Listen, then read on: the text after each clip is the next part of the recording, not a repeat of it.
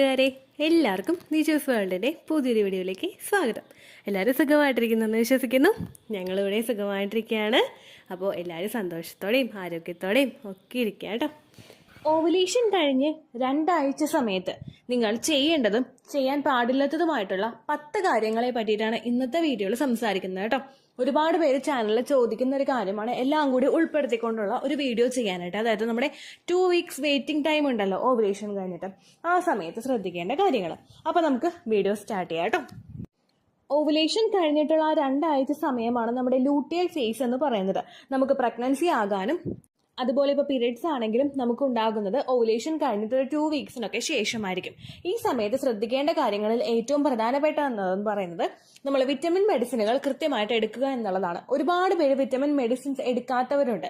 നമ്മൾ എടുക്കേണ്ട വിറ്റമിൻസ് എന്ന് പറയുന്നത് മൾട്ടി വിറ്റമിൻ എടുക്കാം, അല്ലെങ്കിൽ അയണിന്റെ ഫോളിക് ആസിഡിന്റെ സപ്ലിമെന്റ് എടുക്കാം, അല്ലെങ്കിൽ വിറ്റമിൻ ഇയുടെ എടുക്കാം. അതോടൊപ്പം തന്നെ കാൽസ്യത്തിന്റെയും എടുക്കാനായിട്ട് ശ്രദ്ധിക്കാം.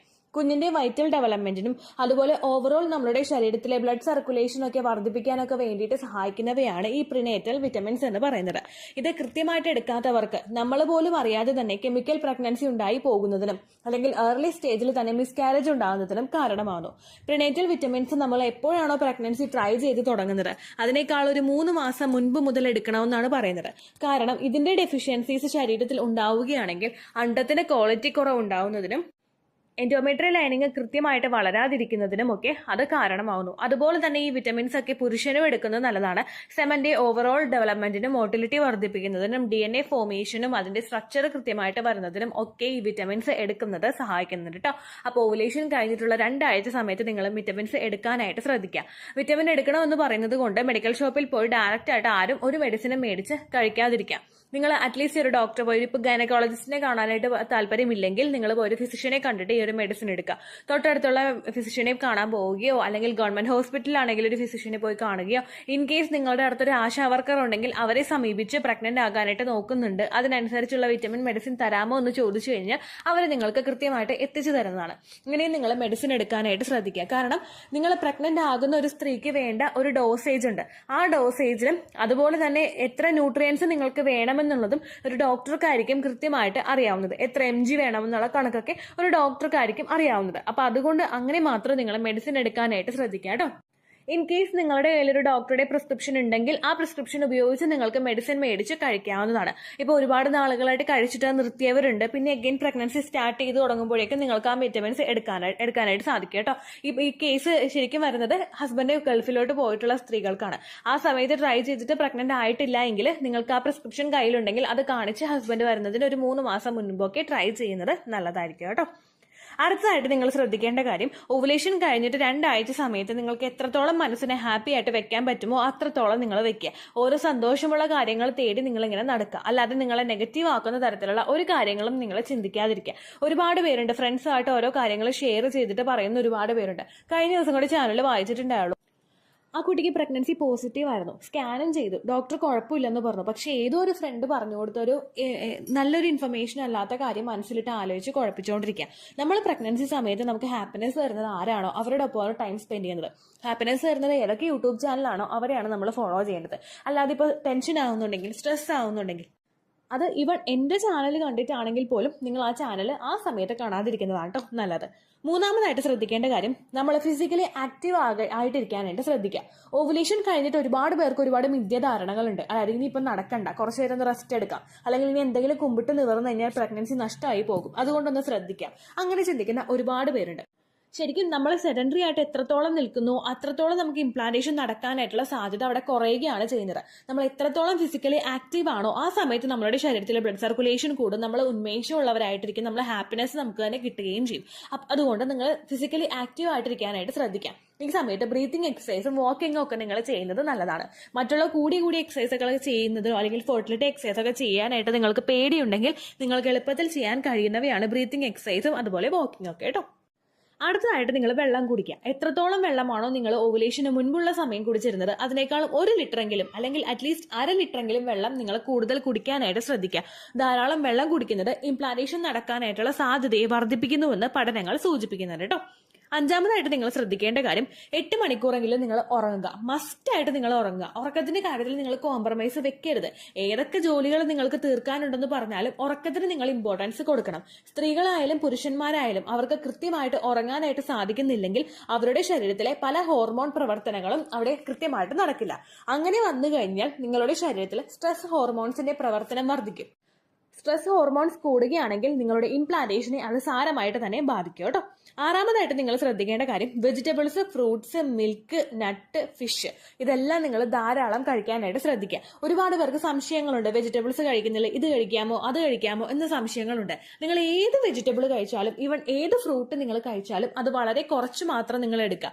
ഇപ്പോൾ ഓറഞ്ച് കഴിക്കുന്നവർ ഓറഞ്ച് കഴിച്ചു കഴിഞ്ഞാൽ വിറ്റമിൻ സി ശരീരത്തിൽ കിട്ടുമെന്ന് വിചാരിച്ചിട്ട് ഒരിക്കലും ഒരു 3-4 ഓറഞ്ച് ഒരു ദിവസം നിങ്ങൾ കഴിക്കേണ്ട ആവശ്യമില്ല. മാങ്ങ കഴിച്ചു കഴിഞ്ഞാൽ ശരീരത്തിൽ ചൂട് കൂടുമെന്ന് പേടിച്ചിട്ടോ മിസ്കാരേജ് ഉണ്ടാകുന്നോ ഒക്കെ പേടിക്കുന്നുണ്ടെങ്കിൽ നിങ്ങൾ മാങ്ങ കഴിക്കേണ്ട ആവശ്യമില്ല. എന്താണോ നിങ്ങളുടെ മനസ്സ് പറയുന്നത് അത് നിങ്ങൾ കേട്ടാൽ മതി. ആ ഒരു സമയത്ത് ഒരു ഭക്ഷണവും നിങ്ങൾ കൂടുതലായിട്ട് എടുക്കാതിരിക്കാൻ പ്രത്യേകം നിങ്ങൾ ശ്രദ്ധിക്കുക. അതുപോലെ തന്നെ പാല് നിങ്ങൾ കുടിക്കുക. ഒരു ദിവസം ഒരു ഗ്ലാസ്സെങ്കിലും പാല് നല്ലപോലെ തിളപ്പിച്ചിട്ട് നിങ്ങൾ കുടിക്കുക. അതുപോലെ ഫിഷ് ആണെങ്കിലും ചെറു മത്സ്യങ്ങൾ നിങ്ങൾ കഴിക്കുന്നത് നല്ലതാണ്. നട്ട്സ്, ബദാം നിങ്ങൾ 4 എടുക്കുന്നത് നല്ലതാണ്. വാൾനട്ട് നിങ്ങൾ എടുക്കുന്നത് നല്ലതാണ്. കാഷ്യൂനട്ട് നിങ്ങൾ എടുക്കുന്നത് നല്ലതാണ്. ഇതെല്ലാം കുറച്ചായിട്ട് എടുക്കാനായിട്ട് നിങ്ങൾ ശ്രദ്ധിക്കുക കേട്ടോ. ഇതെല്ലാം നിങ്ങൾ ആ ഒരു സമയത്ത് ഫോളോ ചെയ്യേണ്ട കാര്യങ്ങളാണ്. ഇനി ചെയ്യാൻ പാടില്ലാത്ത കാര്യങ്ങൾ എന്തൊക്കെയാണെന്ന് നോക്കാം. അതിൽ ഏറ്റവും ആദ്യത്തെ എന്ന് പറയുന്നത് ഫിസിക്കൽ കോണ്ടാക്ട് ആണ്. ഓവുലേഷൻ കഴിഞ്ഞിട്ടുള്ള സമയങ്ങളിൽ നിങ്ങൾക്ക് താല്പര്യമില്ലാതെ, അതായത് സ്ത്രീകൾക്ക് താല്പര്യമില്ലാതെ ഫിസിക്കൽ കോണ്ടാക്ട് ഒട്ടും തന്നെ ചെയ്യാനായിട്ട് പാടില്ല. സ്ത്രീകളും ഫിസിക്കലി ആക്റ്റീവ് ആണെങ്കിൽ ഓവുലേഷൻ കഴിഞ്ഞിട്ടുള്ള സമയത്ത് നിങ്ങൾക്ക് ഇൻട്രസ്റ്റ് ഉണ്ടെങ്കിൽ ഒരു തവണയൊക്കെ ചെയ്യുന്നത് കൊണ്ടൊന്നും പ്രശ്നമില്ല. പക്ഷെ സ്ത്രീകൾക്ക് താല്പര്യമില്ലാതെ ചെയ്യുമ്പോഴേക്കും അത് ഒരുപാട് ഡിസ്കംഫർട്ട് സ്ത്രീ ശരീരത്തിൽ ഉണ്ടാക്കും. അങ്ങനെ വന്നു കഴിഞ്ഞാൽ നമുക്ക് പലർക്കും ഇംപ്ലാന്റേഷൻ ഫെയിൽ ആകാനായിട്ട് ചാൻസസ് ഉണ്ട്. അത് മാത്രമല്ല, ഓവുലേഷൻ കഴിഞ്ഞിട്ട് കൂടുതലായിട്ട് ഫിസിക്കൽ കോണ്ടാക്ട് ചെയ്യുന്നത് യൂട്രസിൽ കോൺട്രാക്ഷൻസ് ഉണ്ടാകുന്നതിനും പെട്ടെന്ന് പീരീഡ്സ് ആകുന്നതിനും കാരണമാകുന്നു. ഒരുപാട് പേരുണ്ട് പെട്ടെന്ന് പീരീഡ്സ് ആകുന്ന ആളുകൾ. അതൊക്കെ ഉണ്ടാകുന്നതിന് ഇത് കാരണമാവും കേട്ടോ. അടുത്തായിട്ട് നിങ്ങൾ ശ്രദ്ധിക്കേണ്ട കാര്യം ഔട്ട്സൈഡ് ഫുഡ് കഴിക്കാതിരിക്കുക. പാക്കറ്റിൽ വരുന്ന ചെറു എണ്ണയിൽ വറുത്ത പലഹാരങ്ങളാണെങ്കിൽ കൂടി തന്നെയും ഓവുലേഷൻ കഴിഞ്ഞിട്ടുള്ള സമയങ്ങളിൽ നിങ്ങൾ എടുക്കാതിരിക്കുക. ഇതെല്ലാം ഒരുപാട് കുക്ക് ചെയ്തിട്ടുള്ള എണ്ണയിലായിരിക്കും പിന്നെയും അവർ കുക്ക് ചെയ്തുകൊണ്ടിരിക്കുന്നത്. അതുപോലെ തന്നെ നമ്മൾ പുറത്തുനിന്ന് വാങ്ങിച്ചു കഴിക്കുന്ന ഭക്ഷണങ്ങളിൽ കൂടുതൽ ഫ്ലേവറും ടേസ്റ്റും ഒക്കെ ആഡ് ചെയ്യാൻ വേണ്ടിയിട്ട് ഉപയോഗിക്കുന്ന അജിനോമോട്ടോയും ഒക്കെ നിങ്ങളുടെ ശരീരത്തിൽ ആ ഒരു സമയത്ത് നല്ലതല്ല. അതുകൊണ്ട് നിങ്ങൾ ആ ഭക്ഷണം കഴിക്കുന്നത് പൂർണ്ണമായിട്ടും അവോയ്ഡ് ചെയ്യാനായിട്ട് ശ്രദ്ധിക്കുക. ഇനി പൂർണ്ണമായിട്ട് അവോയ്ഡ് ചെയ്യാൻ പറ്റാത്തവരാണെങ്കിൽ ആഴ്ചയിൽ 3 തവണ കഴിക്കുന്നുണ്ടെങ്കിൽ അത് 2 ആക്കിയോ 1 ആക്കിയോ ചുരുക്കാനായിട്ട് പ്രത്യേകം ശ്രദ്ധിക്കുക കേട്ടോ. അടുത്തായിട്ട് ശ്രദ്ധിക്കേണ്ട കാര്യം ഡേ ടൈമിൽ ഉറങ്ങാതിരിക്കുക. രാവിലെയുള്ള സമയങ്ങളിൽ നിങ്ങൾ ഒട്ടും ഉറങ്ങാനായിട്ട് പാടില്ല ഓവുലേഷൻ കഴിഞ്ഞിട്ടുള്ള സമയങ്ങളിൽ. കാരണം നിങ്ങൾ രാവിലെ ഉറങ്ങിക്കഴിഞ്ഞ് കഴിഞ്ഞാൽ രാത്രി നിങ്ങൾക്ക് ഉറക്കം കുറയും. രാത്രി ഉറക്കം കുറഞ്ഞു കഴിഞ്ഞാൽ നമ്മൾ ഓരോ കാര്യങ്ങൾ ചിന്തിക്കാനായിട്ട് തുടങ്ങും. ഓരോ ലക്ഷണങ്ങൾ കാണുമ്പോൾ ഇത് പ്രഗ്നൻസിയുടേതാണോ ഇത് പീരിയഡ്സിന്റെ ആണോ എന്ന് നമ്മൾ കൂടുതലായിട്ട് ആലോചിക്കാനായിട്ട് തുടങ്ങും. ആ പ്രവണത കൂടുതലായിട്ട് വരുന്നത് നിങ്ങൾക്ക് ഇംപ്ലാന്റേഷൻ ഫെയിൽ ആകാനായിട്ട് കാരണമാകും. അതുകൊണ്ട് ആ സമയങ്ങളിൽ നിങ്ങൾ ഡേ ടൈമിൽ ഉറങ്ങാതിരിക്കുക കേട്ടോ. അടുത്തതായിട്ട് മസ്റ്റായിട്ട് ശ്രദ്ധിക്കേണ്ട കാര്യം ഏർലി ടൈമിൽ പ്രഗ്നൻസി ചെക്ക് ചെയ്യാതിരിക്കുക. ഏർലി ടൈം എന്ന് പറയുമ്പോഴേക്കും നമുക്ക് ചില ആളുകളുണ്ട് ഓവുലേഷൻ കഴിഞ്ഞിട്ട് ഒരു 6ാമത്തെ ദിവസം മുതൽ തന്നെ പ്രഗ്നൻസി കാർഡ് ഉപയോഗിച്ച് ഇങ്ങനെ ടെസ്റ്റ് ചെയ്തുകൊണ്ടിരിക്കും. 6ാമത്തെ ദിവസമൊക്കെ ചെക്ക് ചെയ്ത് കഴിഞ്ഞാൽ നിങ്ങൾക്ക് ഒരിക്കലും കൃത്യമായിട്ടുള്ള റിസൾട്ട് കിട്ടില്ല.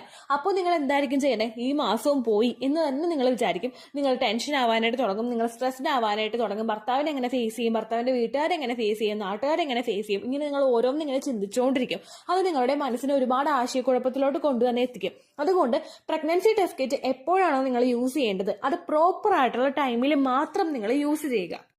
ഓവുലേഷൻ കഴിഞ്ഞിട്ട് നിങ്ങൾ ഒരു 3ാമത്തെയോ അല്ലെങ്കിൽ ഒരു 3 ആഴ്ച കഴിഞ്ഞിട്ട് ഒരു 4ാമത്തെ ആഴ്ചയൊക്കെ നിങ്ങൾ ടെസ്റ്റ് ചെയ്ത് നോക്കുകയാണെങ്കിൽ 100% ആക്യുറേറ്റ് ആയിരിക്കും നിങ്ങൾക്ക് കിട്ടുന്ന റിസൾട്ട്.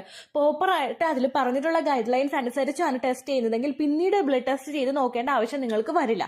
അതുകൊണ്ട് കൃത്യമായിട്ടുള്ള സമയത്ത് മാത്രം ഓവുലേഷൻ ടെസ്റ്റ് കിറ്റ് നിങ്ങൾ ഉപയോഗിക്കുക. ഒരുപാട് തവണ തുടർച്ചയായിട്ട് പ്രഗ്നൻസി ടെസ്റ്റ് കിറ്റ് യൂസ് ചെയ്യാതെ ഇരുന്ന് മനസ്സിനെ ആശയക്കുഴപ്പത്തിലാക്കാതിരിക്കാൻ നിങ്ങൾ പ്രത്യേകം ശ്രദ്ധിക്കുക കേട്ടോ. ഇത്തരം കാര്യങ്ങൾ ശ്രദ്ധിച്ചു കഴിഞ്ഞാൽ എളുപ്പത്തിൽ നിങ്ങൾക്ക് പ്രഗ്നൻസി പോസിറ്റീവ് കിട്ടും. ഓവുലേഷൻ കഴിഞ്ഞിട്ടുള്ള 2 ആഴ്ച നിങ്ങൾക്ക് ഹാപ്പി ആയിട്ട് മുൻപോട്ട് പോകാനും സാധിക്കും കേട്ടോ. അപ്പോൾ ഇത്രയേ ഉള്ളൂ വീഡിയോ. എന്തെങ്കിലും സംശയം ഉണ്ടെങ്കിൽ നിങ്ങൾ കമന്റ്സിൽ ചോദിക്കുക. പണ്ടത്തെ വീഡിയോയ്ക്ക് കമന്റ്സ് ഇടുന്നവർക്ക് റിപ്ലൈ കിട്ടുന്നില്ലെങ്കിലോ നമ്മൾ തമ്മിൽ ഓൾറെഡി ഒരു കോൺവെർസേഷൻ ഉണ്ടായിട്ടും അതിന്റെ കണ്ടിന്യൂഷൻ ആയിട്ട് നിങ്ങൾക്ക് റിപ്ലൈ കിട്ടിയിട്ടില്ലെങ്കിലോ ലേറ്റസ്റ്റ് ആയിട്ട് ഞാൻ ഏത് വീഡിയോ ആണ് അപ്ലോഡ് ചെയ്യുന്നത് അതിന് താഴെ കമന്റ് ഒന്ന് കോപ്പി പേസ്റ്റ് ചെയ്യാനായിട്ട് ശ്രദ്ധിക്കുക കേട്ടോ. അതുപോലെ ഓവുലേഷൻ ഡേറ്റ് കാൽക്കുലേറ്റ് ചെയ്ത് തരാനായിട്ട് റിക്വസ്റ്റ് ചെയ്യുന്നവർ എത്രയാണോ നിങ്ങളുടെ കൃത്യം സൈക്കിൾ ലെങ്ത് അത് മെൻഷൻ ചെയ്യാനായിട്ട് ശ്രദ്ധിക്കുക.